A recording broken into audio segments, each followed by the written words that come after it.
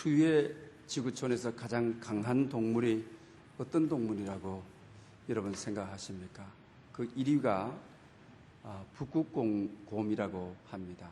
그다음에 두 번째로는 펭귄이 추위에 강하다고 합니다. 그 다음이 뭐라고 생각합니까? 여자라고 합니다. 요사이 날씨가 대단히 춥습니다. 그래서 어느 분이 신문에 실기를 홍대 근처를 밤거리에 혹한에 돌아다 보면 미니스커트 입은 여자분들이 많다. 그리고 스타킹을 신고 다닌다는 것입니다. 그래서 이 기자가 집에 가서 자기 아내에게 묻습니다. 여보, 이 혹한에 미니스커트를 입고 얇은 이 스타킹을 신어도 따뜻한 거야 라고 하니까 아내가 무슨 소리야? 어떻게 따뜻하단 말이야? 그런데 오늘 홍대 근처를 보니까 그런 여자분들이 많더라고 합니다. 그러니까 아내가 하는 이야기가 폼생 폼사를 위해서 그러는 거야. 이 깡추위에도 무엇을 위해서 끝까지 견디는 거야. 이러더라고 하는 것입니다. 폼생 폼사라는 말이 무슨 말인지 압니까? 폼에 살고 폼에 죽는다. 요새 젊은이들 속에서 들려지는 이야기입니다. 정말 연일 우리가 아주 추위가 와서 우리의 몸을 움츠리게 합니다. 이렇다 할지라도 오늘 교회에 나와 예배드리는 여러분들, 우리 성도는 종말론적으로 산다. 오늘 이런 제목으로 여러분에게 말씀을 드리려고 합니다. 그 유대인 가운데 그 아우슈비츠 수용소에서 있다가 이제 나중에 살게 되죠. 그 엘리 윈젤이라고 하는 분입니다. 책을 쓰는 저술가이고 또 노벨 평화상을 받은 분이죠. 그 15세 때에 루마니아의 어느 농촌에서 그냥 단순하게 살았습니다. 그런데 자기 자신이 거기서 잡혀가게 되고, 그리고 독일 아우슈비츠 포로 수용소에서 그는 그 포로 수용소를 밤의 왕국이다라고 표현을 하게 됩니다. 거기서 가족을 다 잃게 되고 또 가족이 가스실로 가게 되는 그런 경험을 하게 됩니다. 그리고 인간상을 완전히 말살시키는 그런 경험을 합니다. 또 그곳에서 살아난다고 하는 것은 추위와 밤의 싸움에서 이겨야 됩니다. 또 배고픔과의 싸움에서 이겨야 되는 것입니다. 또 아주 인간 취급을 하지 않는 동물 취급을 해버리는 그런 아주 수모감에서 살아남아야 되는 것입니다. 그런데 그는 정말 이런 가운데서 살아남게 되는 것입니다. 그래서 1945년 5월에 풀려나게 되죠.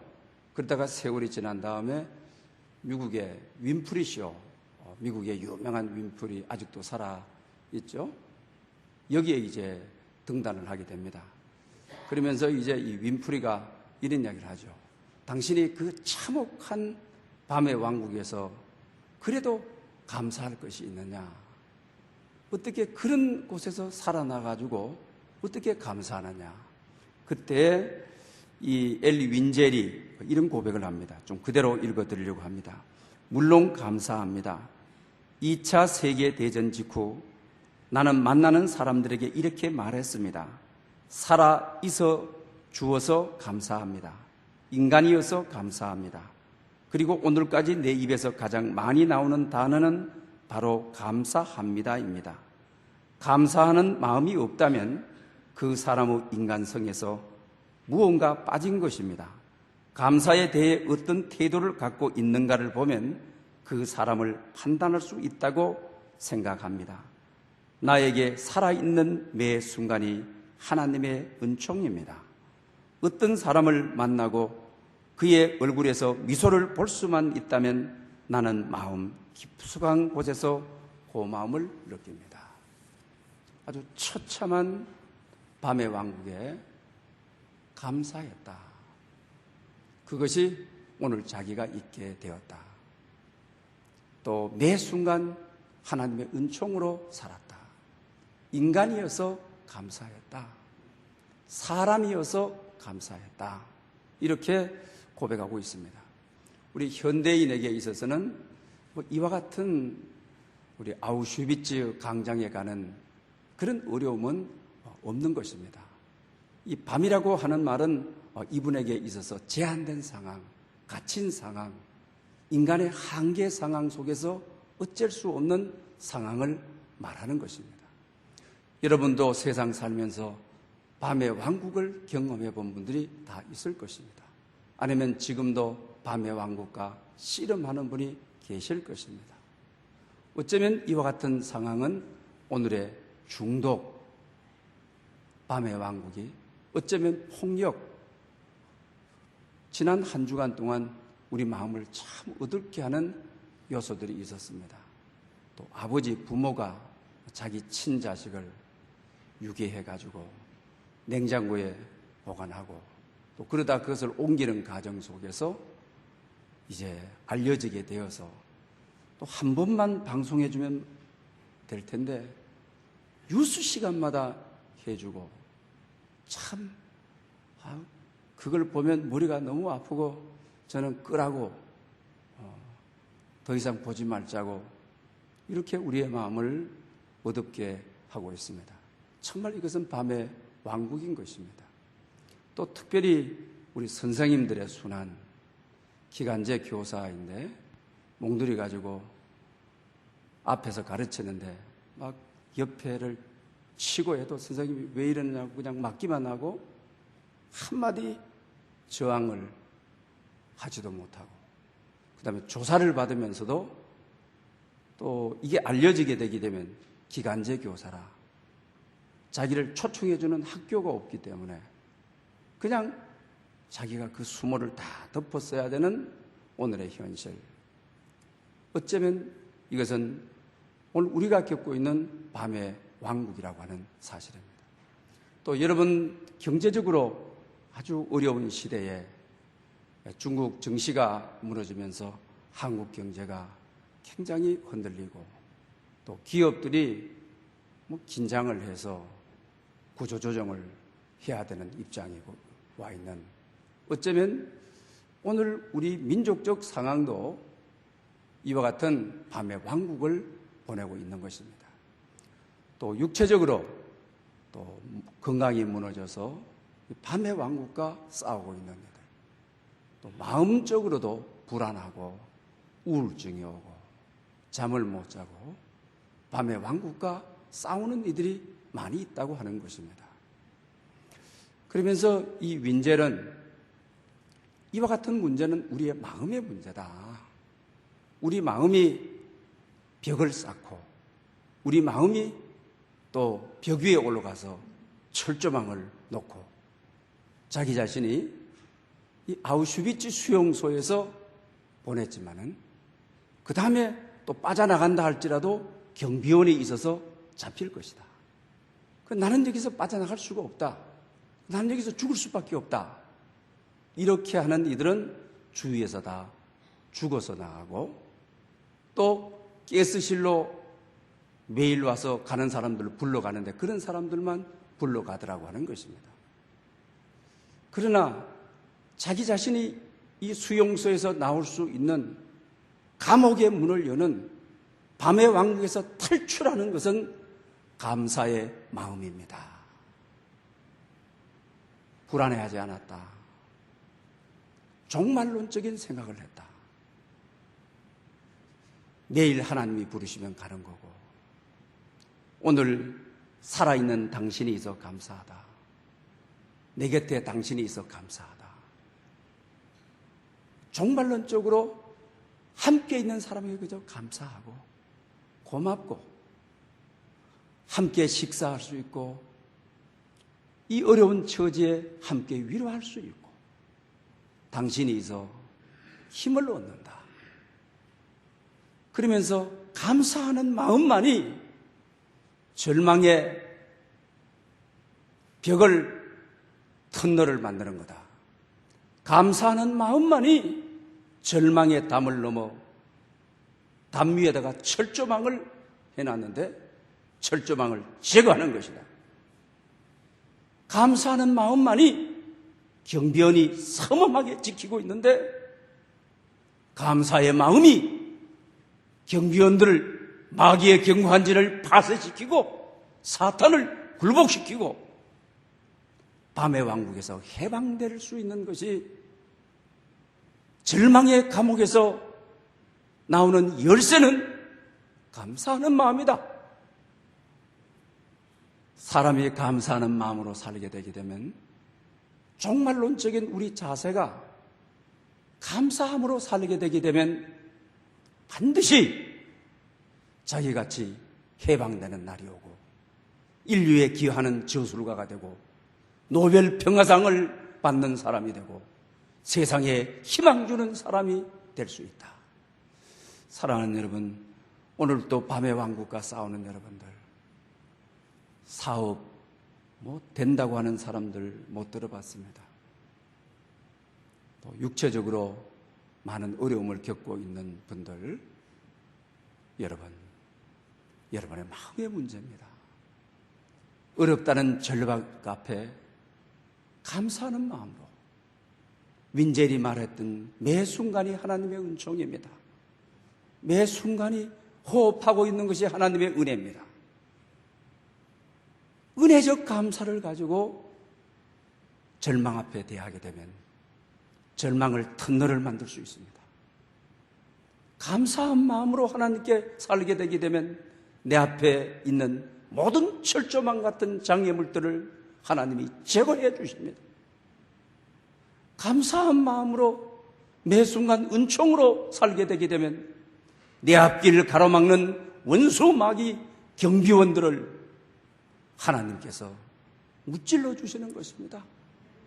그러므로 여러분, 이와 같은 시대에 감사한 마음으로 매 순간 은총의 마음으로 살아갈 수 있는 여러분들 될 수 있기를 바랍니다. 오늘 보면 40절에 그러므로 너희도 준비하고 있으라 생각하지 않은 때에 인자가 오리라고 하였습니다.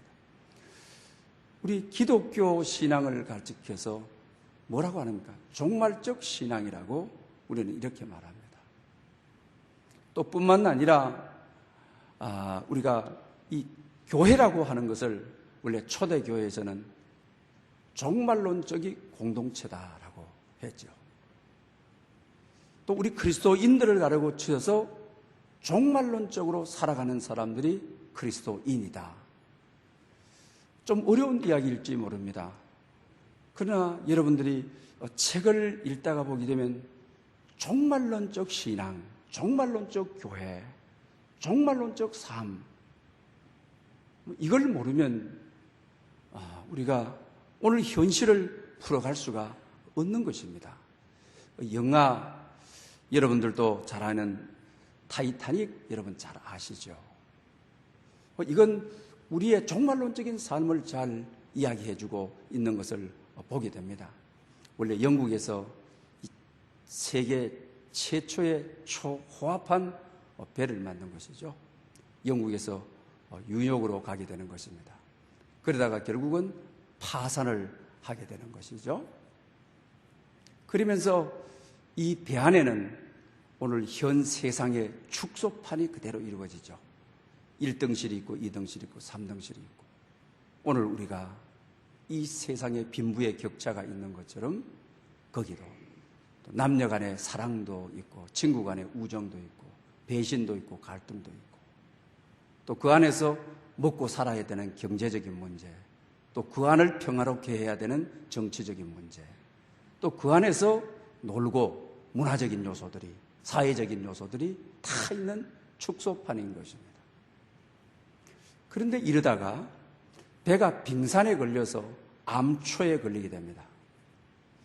그때부터 삶의 자세가 완전히 바뀌게 되는 것이죠. 세상에 그냥 그 안에서 정치, 경제, 사회, 문화적으로 살고 다스리고 먹고 마시고 1등실, 2등실 사람에게도 급이 있고, 그러다가 배가 파산해서 기울어지면서 삶의 자세가 완전히 달라요. 가치관이 재해석하게 되어지는 것입니다. 거기 그랜드 피아노가 있습니다. 금괴가 있습니다. 보석이 있습니다. 아주 호화스러운 가구들이 있습니다. 배가 빙산에 부딪혀서 기울이지기 전까지는 그것이 최고의 가치관입니다. 그걸 위해서 사는 것입니다. 그러나 배가 파산 딱 해서 기울어지면서 가치관의 재해석이 이루어집니다. 그랜드 피아노 필요 없습니다. 금괴 다 바깥으로 집어 던져버려요.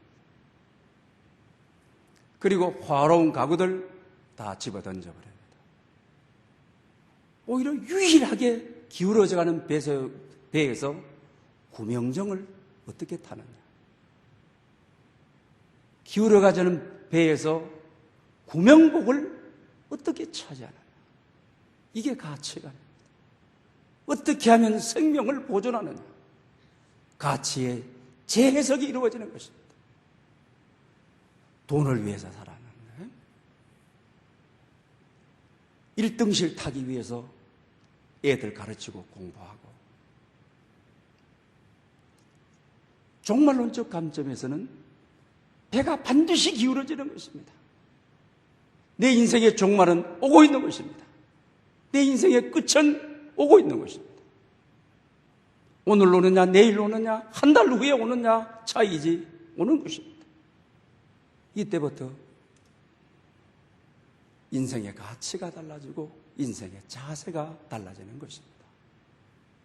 마찬가지라고 하는 것입니다. 종말론적인으로 산다고 하는 말은, 원래 교회라고 하는 것은 종말론적 가치 아니에요. 우리가 어떻게 하면 교회를 통해서 부자가 되고 출세하고, 사실 이것은 바른 교회가 아니지 않습니까?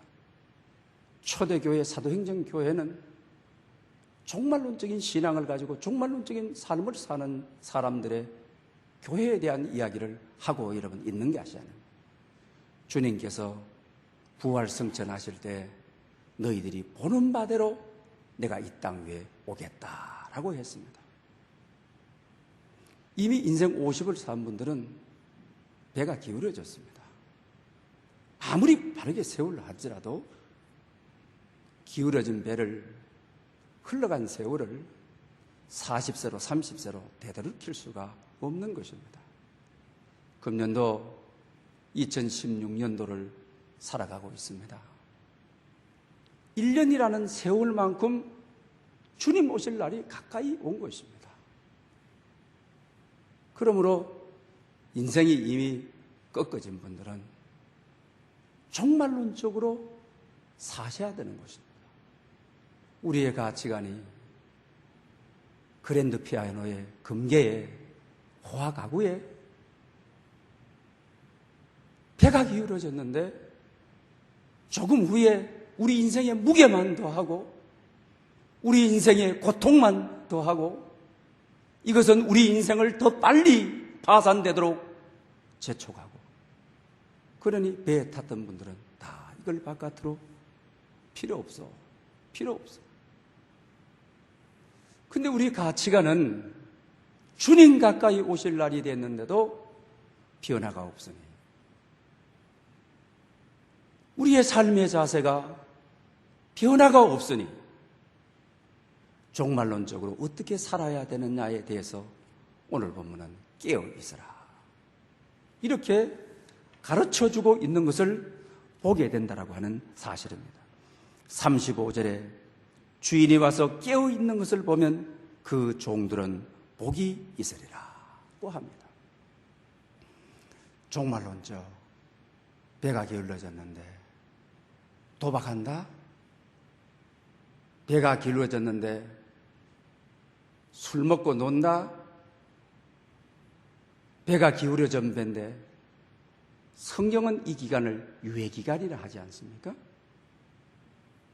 이미 우리 인생은 누구를 막론하고 죽음을 피할 길이 없습니다. 종말을 피할 수는 없는 것입니다. 여러분은 배는 점차적으로 기울어져 가고 있는 것입니다. 그러나 그 완전히 기울어질까지는 우리에게 하나님께서 유예기간을 주신 것입니다. 회개할 수 있는 기간을 주고 근신할 수 있는 기간을 주고 깨어있도록 주시고, 그러니 깨어있으라 라고 몽롱한 시간, 배가 기울어진 1시간 후가 될지 일주일 후가 될지 모르는데 그 안에서 몽롱한 생각하고 그곳에서 먹고 놀고 춤추고 그곳에서 도둑질하고 거짓말하고 사기치고 기울어진 배에서는 그럴 사람이 없습니다. 내 인생에 종말이 있는 것을 알고 살아가는 사람은 그렇게 살 수가 없습니다. 주님 재림을 알고 살아가는 사람은 그렇게 살아갈 수가 없습니다. 주님의 심판을 믿지 않고 종말론적으로 살지 않고 종말론적 신앙을 가지고 있지 않기 때문에 인생이 기울어져 가는데도 주님 나를 부르시는 날이 가까이 오는데도 다른 짓 하고 있는 겁니다. 몽롱한 짓 하고 가정적으로도 도의적으로 해서는 안 될 짓 하고 직장에서도 해서는 안 될 짓 하고 이러는 것입니다. 주님 모시는 날 부끄러울 것입니다. 그래서 깨어있으라.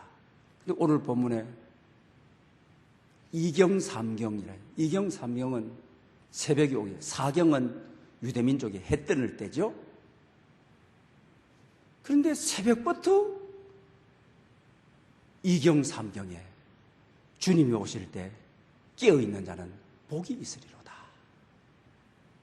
여러분, 얼마나 깨어 있었다는 것입니까? 이 말은 밤잠 자지 말고 그냥 깨어서 기도하고 성경 읽고 그렇게 하라는 말입니까? 오늘 본문을 자세히 읽어보면 그런 말은 43절에 보게 되면 주인이 이룰 때에 그 종이 그렇게 하는 것을 보면 그 종은 복이 있으리로다.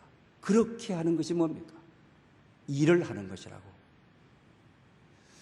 이와 같은 이야기는 요한복음 1장 나다나엘의 이야기를 통해서 우리가 잘 알 수가 있는 것입니다. 주님께서 나다나엘을 만나자마자 너가 무화과 나무 아래에 있는 것을 보았다. 나다나엘이 너무너무 감격해가지고 주님 앞에 엎드러집니다. 당신은 하나님의 아들이요 참 이스라엘의 왕이십니다. 딱 한마디인데 말입니다. 너가 무엇을 했는지 내가 안다. 무화과 나무 아래, 유대민족은 그 당시에 무화과 나무 거목 아래서 율법을 가르치고 기도하고 그랬던 거예요. 학교가 없던, 건물이 없던 시대입니다. 그리 무화과 나무 아래 기도하고 있던 것을 내가 보았다. 나다나엘이 그것을 알아주니까 주님 앞에 엎드려서 당신은 하나님의 아들이요 그리스도시요 이스라엘의 왕이십니다 라고 고백합니다. 나다나엘이 24시간 동안 초저녁부터 새벽이 오는 2경, 3경까지 해가 뜨는 4경까지 기도만 했겠습니까? 아닙니다. 일도 했을 것입니다. 밥도 먹을 것입니다. 소일도 했을 것입니다. 친구도 만났을 것입니다. 그러나 주력해서 마음과 정성을 다해서 무화과 나무 아래서 기도하고 성경 읽고 주력한 것이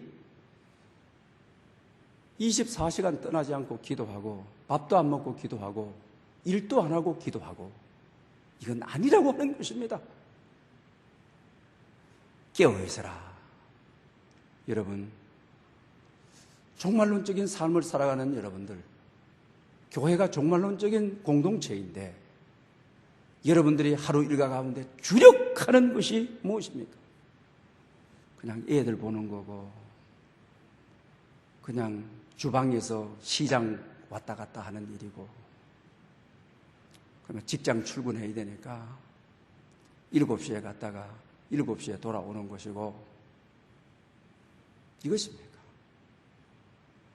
이미 배는 기울어져 가고 있습니다. 한 해 한 해가 가면 갈수록 종말은 더 가까이 오고 있습니다. 연세 든 분은 더 말할 필요가 없습니다. 여러분들이 주력하고 있을 때 주님 모셔서 깨어있는 자는 복이 있을지어다. 기도하고 있다가 주님 모신다면 종말론적으로 살다가 하나님 말씀 읽다가 새벽 기도 나왔다가 오후 찬양 예배 나왔다가 수요 예배 나왔다가 목장 예배 나왔다가 하루에 주력하여 살아가는, 한 주간에 초점을 두고 살아가는, 그것이 뭡니까? 나나나엘은 또 그런 그 당시에 뭐라고 했을까? 사내리립 회원이었다. 현재 말하면 국회의원이나 마찬가지인 겁니다. 국사도 돌봐야 되는 사람입니다. 그런데 주님은 이런 일 저런 일 하지만 그러나 마음에 담고 하는 일이 기도였기 때문에 무화과 나무 아래에 있을 때 보았다. 여러분, 우리가 너무 가치 없는 것에 시간을 투자를 많이 하고 종말에 가게 되면 실제로 다 버리고 가야 돼요. 놓고 간 것이 갈등을 일으키고 고통을 주고 형제 싸움, 형제가 법정 소송하고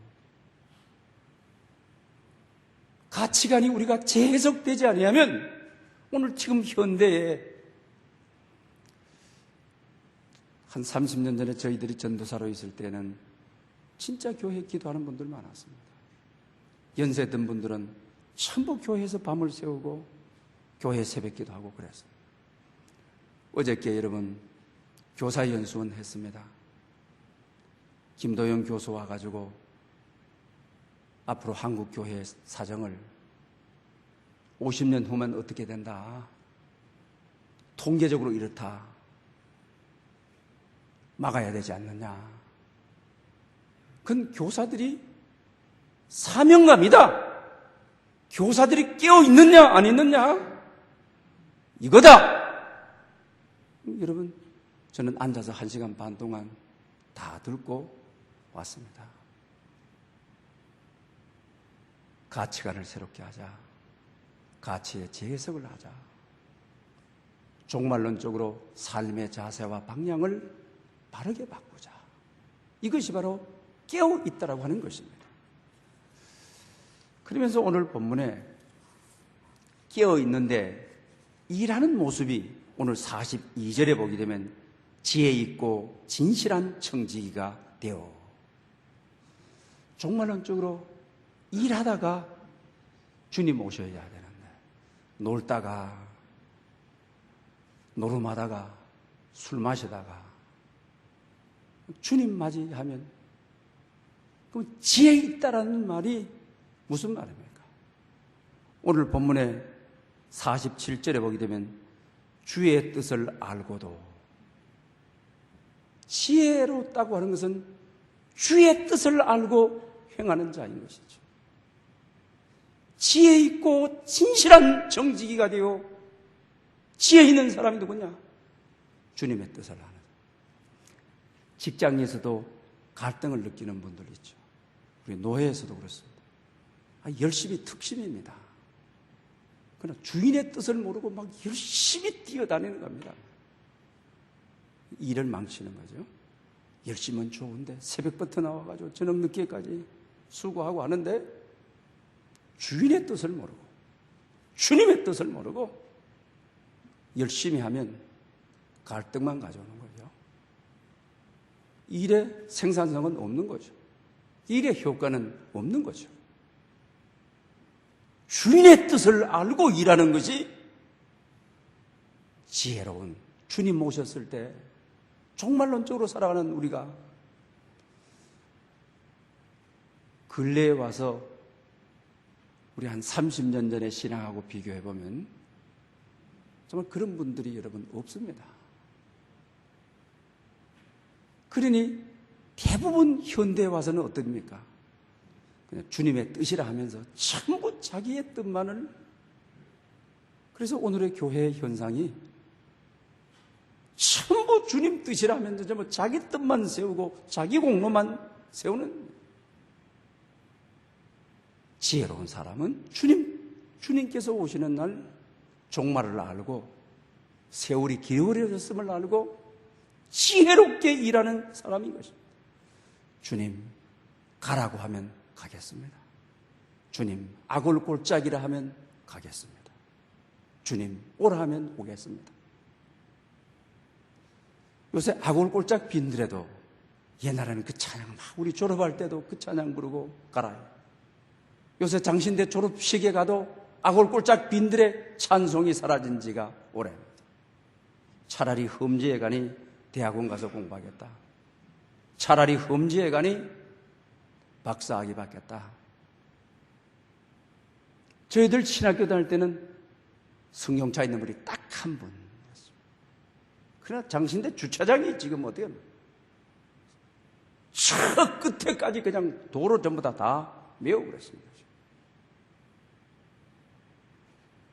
뿐만 여러분 아닙니다. 주님 멈추라 하면 멈추겠습니다. 주님 버리라 하면 버리겠습니다. 주님 끊으라 하면 끊겠습니다. 주님의 뜻을 알고 오늘 오후 예배는 우리 비전대회와 직분자 헌신 예배로 드리고자 합니다. 여러분 직분자들이 깨어있고 오늘 본문이 말하는 대로 지혜 있고 진실한 정직이가 되어, 진실이라고 하는 것이 또 여러분 진실한 정직이다. 요사이 진실한 사람이 정계에 하도가 되어가지고 친뭐가 되면 안 되고 진뭐가 돼야 된다고 하도가 되고 있습니다. 여러분 진실이라고 하는 것은 남의 일을 내 일처럼 하는 사람이 진실이죠.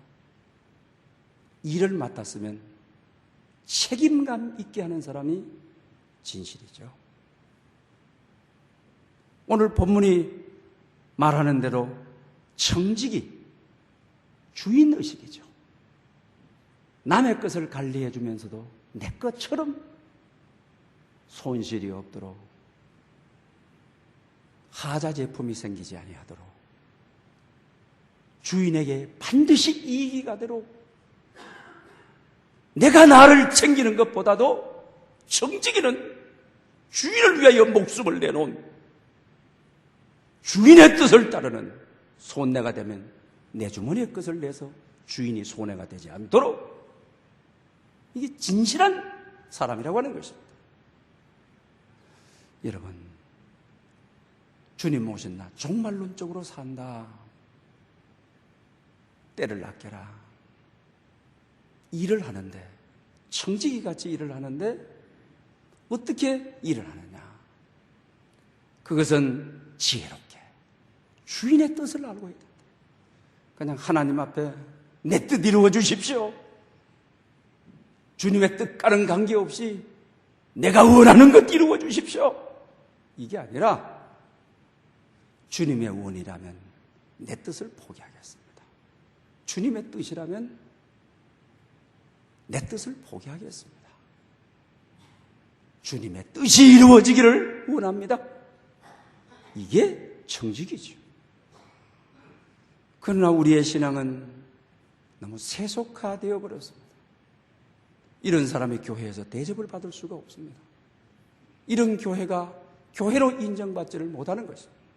교회 사이즈, 교회 재정, 교회 인원수, 이걸 가지고 성공했다 안 했다가 결정하고 있는 거죠. 이건 철저한 자본주의 사관으로 세상 방법하고 똑같은 것입니다. 기업이 실적을 얼마나 올리고 수출을 얼마나 하고 직원이 얼마가 되고 봉급을 얼마나 주고 얼마나 남고 똑같은 방법이 아닙니까? 그러므로 우리의 관점은 종말론적인 신앙, 정말로 시간을 아낄 줄 알고 지혜롭고 아주 성실한 진실한 청지기가 돼요. 하나님이 원하는 종말론적 공동체로 교회가 서가고, 하나님이 원하는 여러분 자신이 세워가고, 마지막 날 하나님의 영광이 되고 주님 앞에 들림받는 여러분 될 수 있기를 축복합니다. 할렐루야.